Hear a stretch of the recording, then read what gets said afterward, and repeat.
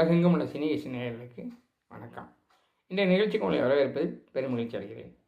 டெல்லி கணேஷ் ஒரு அற்புதமான நடிகர், அற்புதமான மனிதர். 1944ஆம் ஆண்டு ஆகஸ்ட் 1ஆம் தேதி பிறந்தவர்.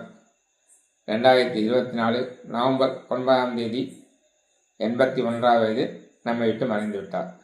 அவரை பற்றி சில நினைவுகள். அவர் சொந்த ஊர் திருநெல்வேலி பக்கத்தில் இருக்கிற வல்லநாடு கிராமம். அவர் சின்ன வயசுலேயே ஏர்ஃபோர்ஸ் விமானப்படையில் சேர்ந்துட்டார்.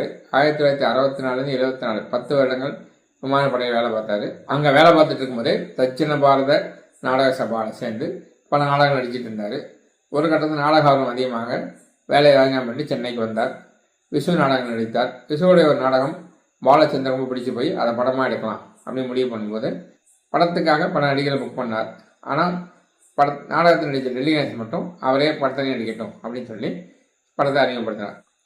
அந்த படம் தான் பட்டின பிரவேசம். இதன் மூலமே டெல்லி கணேஷின் திரையுலக பிரவேசம் நடைபெற்றது. 1976ஆம் ஆண்டு வெளியான படம் இது. அவருடைய கடைசி படம் 2024ஆம் ஆண்டு வெளியான இந்தியன் 2. 48 வருடங்கள் திரையுலகில் தொடர்ந்து நடித்தவர் டெல்லி கணேஷ். 1981ஆம் ஆண்டு வெளியான எங்கம்மா மகாராணி என்ற படத்தில் ஹீரோவாக நடித்திருக்கிறார். அதுபோக பல படங்களில் புனைச்சது நடிகர். கே பாலச்சந்திரன் முன்னாள் மணியின் தம்பி, கமலின் அபூர்வ சகோதரர்கள், விசுவின் சிதம்பர ரகசியம் ஆகிய படங்கள் வில்லனாகவும் நடித்திருக்கிறார். மைக்கேல் மதன காமராஜன், ஔவை சண்முகி, தெனாலி போன்ற படங்களில் காமெடியாக மாறினார். இப்படி பல தரப்பட்ட வேடங்களை செய்திருக்கிறார். ரஜினியோடு பொல்லாதவனில் ஆரம்பித்து பாபா வரை பல படங்கள், கமலோடு ராஜபார்வையில் ஆரம்பித்து இந்தியன் 2 வரை பல படங்கள், பலதரப்பட்ட கேரக்டர்கள். சிவாஜியோடு பரீட்சைக்கு நேரமாச்சில் ஆரம்பித்து என்னாசை ராசாய் வரை பல படங்கள். கமலோடு பல படங்கள் நடித்திருக்கிறார். கமல் இயக்கிய ஹேராம் படத்திலும் நடித்திருக்கிறார்.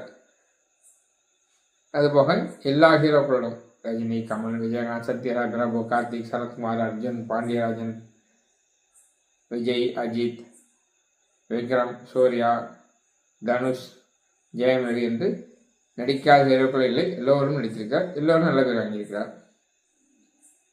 1980 வெளியான துரை இயக்கிய பசி படத்தில் நிஷாகரனா நடித்து தமிழக அரசின் சிறந்த நடிகர் விருதை பெற்றவர் டெல்லி கணேஷ். அதேபோல் கலைமாமணி விருதும் பெற்றிருக்கிறார். நடிகராக மட்டுமில்லாமல் சிரஞ்சீவி, விஷ்ணுவர்தன் போன்ற நடிகர் படங்கள் தமிழ் டப் செய்யப்படும் போது அதற்கு டப்பிங் கலைஞராகவும் குரல் கொடுத்திருக்கிறார். அதோடு செல்லமே என்ற டிவி சீரியலையும் இயக்கியிருக்கிறார். 1976 பட்டின பிரவேசம் படத்தில் பாலச்சந்திரன் அறிமுகமாகும் போது ஏற்கனவே சிவாஜி கணேசன், ஜெமினி கணேசன் என்று 2 கணேசன் இருக்கிறார்கள், நீங்கள் உங்க கூட கணேசன் வச்சுக்காமல் அடைமொழி சேர்த்துக்க அப்படின்னு பாலச்சந்திரன் சொல்லியிருக்கிறார். நான் திருநெல்வேலி சேர்ந்தவன், நெல்லை கணேசன் வச்சுக்குவா அப்படின்னு கேட்டால், இல்லை அது அரசியல்வாதி பேர் மாதிரி இருக்க வேண்டாம் அப்படின்ட்டாரு. சரி, சொந்த கிராமம் வல்லநாடு, ஆனால் வெள்ளை கணேசன் வச்சுக்கிறேன் அப்படின்னு சொல்லியிருக்கார். இல்லை அப்புறம் பணம் வாய்ப்பு வரல, இந்த படத்துக்கு எனக்கு பணம் வரல அப்படின்னு சொல்கிற மாதிரி சென்டிமெண்ட்டாக வெள்ளை அப்படிங்கிற ஆசையாக இருக்காது. டெல்லியில் தான் 10 வருஷம் இருந்தேன், அதனால் டெல்லி கணேசன் வைக்கிறேன், வித்தியாசமாக இருக்கும் அப்படின்னு வச்சார். அது அவருக்கு மிகவும் பிரபலமாக அமைந்து விட்டது என்பது நமக்கெல்லாம் தெரிஞ்ச விஷயம். இவர் எத்தனை படம் நடித்திருந்தாலும் 3 பேர் முக்கியமானவர். முதலாமவர் அவரை அறிமுகப்படுத்திய பாலச்சந்தர், அடுத்து விசு, அடுத்து கமல் சார். இவங்க 3 பேர் படங்களிலுமே அவருக்கு பெயர் வைத்த எந்த படங்களாக அமைந்திருக்கிறது. அதிலும் விசுவின் டபுரி கல்யாணம், சம்சாரம் மின்சாரம் போன்ற படங்கள்லாம் அவர் மிகவும் புகழ்பெற்ற படங்கள். அதே போல் பாலச்சந்திரன் சிந்து பைரவி, அந்த தமிழ்கார குருமூர்த்தி கேரக்டர் ஒரு சாதாரண மறக்க முடியாது, ரொம்ப அருமையான நடிப்பை வழங்கியிருப்பார். கமலோடு ஏற்கனவே சொன்னது போல் அபூர்வ சகோதரர்கள், மைக்கேல் மதன காமராஜன், பொன்னைய மன்னன், ஔவை சண்முகி, தெனாலி, நம்மவர் இந்த பல படங்கள் சொல்லிக்கொண்டே போகலாம். கடைசியாக ஏற்கனவே சொன்னது போல் இந்தியன் 2. இப்படி பலவிதமான நடிப்பை வழங்கிய டெல்லி கணேஷ். எனக்கு காமெடி வராது என்று பயந்தவரை காமெடியாக மாற்றியவரும் கமலை. தமிழன் படத்தில் விஜயோடு 2 சீன் மட்டும் வருவார். அந்த காமெடி காட்சிகள் பலமுறை டிவியில் போடப்பட்டு மிகவும் பிரபலமானது. தனுஷுக்கு அப்பாவாக அது ஒரு கணக்கால படத்தில் நடித்திருக்கிறார். பல ஹீரோர்களுக்கு அப்பாவாக நடித்திருக்கிறார். ரஜினியோடு இவர் அதிகம் நடிக்காத போல் தெரியும். அதற்கு காரணம் தற்போது நடிக்கவில்லை. 80களில் ரஜினியோடு அதிகமாக நடித்திருந்தார். பொல்லாதவன், சிவப்பு சூரியன், 3 முகம், மனிதன்,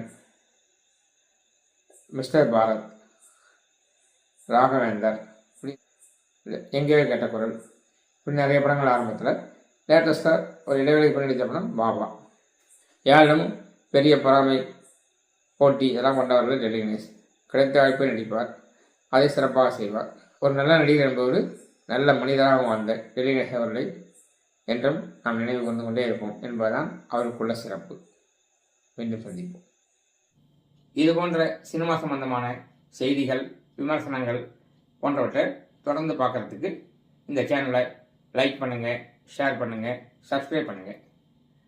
என்றும் அன்புடன் உங்கள் காஞ்சிபுரம் வேல்முருகன்.